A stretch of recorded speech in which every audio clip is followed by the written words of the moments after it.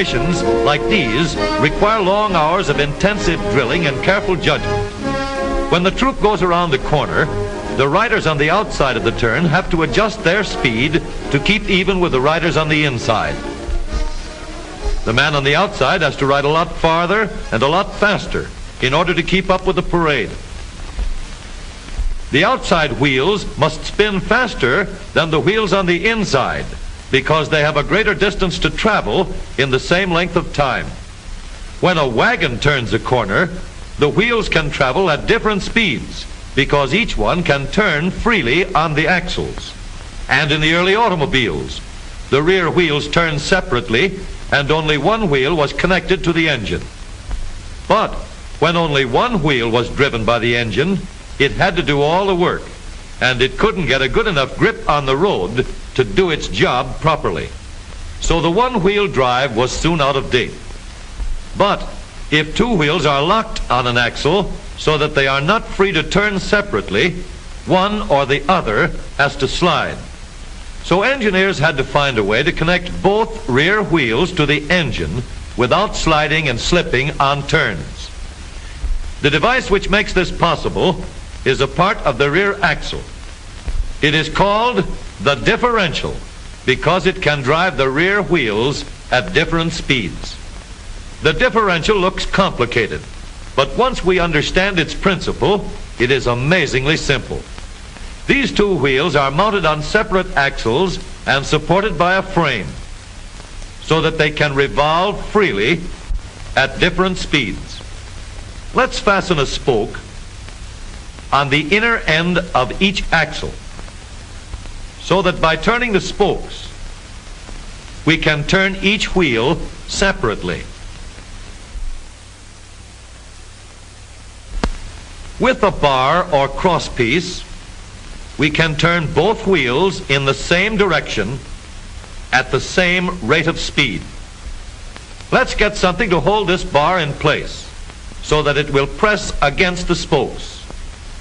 Notice that this support is not locked to the axle. It turns freely. Now we can spin the wheels by rotating the support.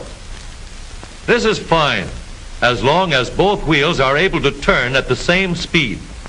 But let's see what happens when we go around the corner. With this arrangement, we cannot drive one wheel faster than the other.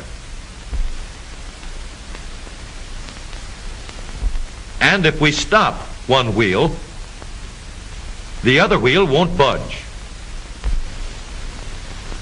Let's put this bar on a pivot so that it can swing in either direction.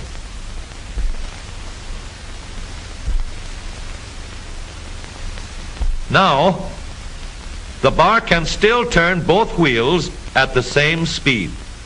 And because it pivots, it lets one wheel turn even when the other is stopped.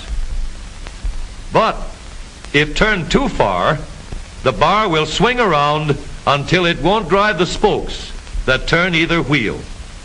We need another crossbar and more spokes to carry on the job. When we stop one wheel, the crossbars will continue to push the spokes of the free wheel around.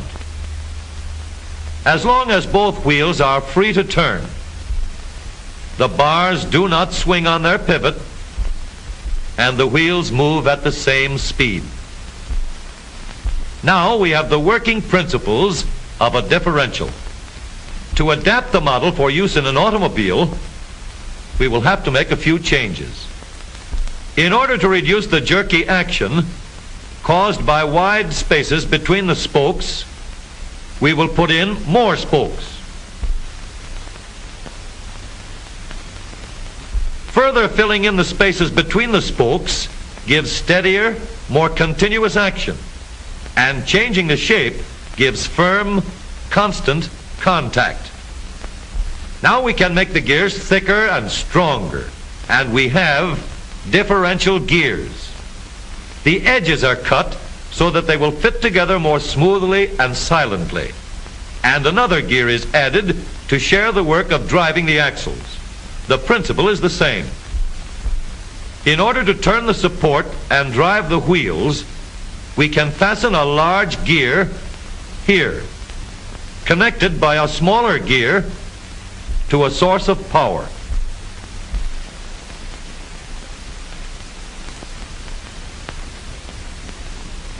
Notice that the power is connected to the differential at the center line. We can make our model more compact by moving the gears closer together. When we put our differential in an automobile, we have to leave room for the drive shaft, which carries the power from the engine.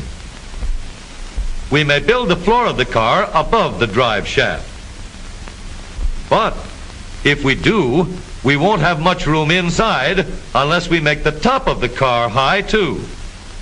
Of course, we could lower the floor and ceiling, but the drive shaft would be higher than the floor.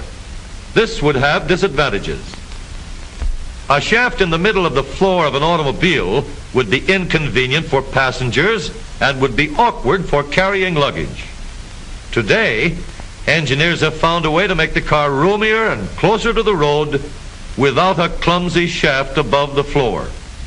The drive shaft from the engine to the differential is lowered out of the way, and the drive shaft is connected to the rear axle at the bottom. The new low center drive makes the rear axle quieter, stronger, and more durable because it gives better, smoother contact between the gears. The automobile of today with the low center drive is stronger and more rugged.